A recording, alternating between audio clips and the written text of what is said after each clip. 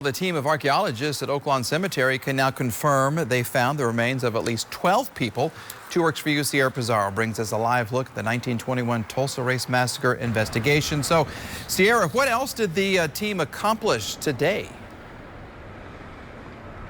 Well, they spent the day continuing the work that they started yesterday, excavating by hand. They stopped using the backhoe machine because they want to preserve what they found as much as possible. And speaking of preserve, since they completed this final phase of excavation, to keep what they found preserved, they're covering up the grave shaft with some soil again. And one of the archaeologists says one of the remains they found is that of a female, and the bones are very fragile. The archaeologists also believe that they've discovered clues to more people being buried under here. They say coffins might have been stacked on top of each other, so that's what they're going to work towards next, figuring out who is buried in this grave shaft that they found and figuring out who else is buried here.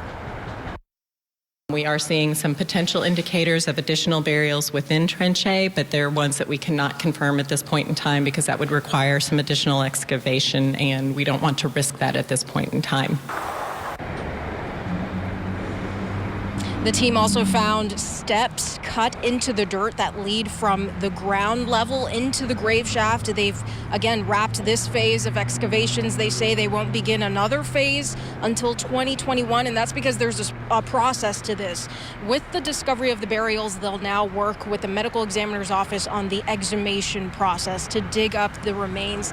Now, the team describes this as an incredible moment, one that's going to be shared with the rest of the community. There's a community candlelight ceremony scheduled here at Oaklawn Cemetery for 7 o'clock tonight.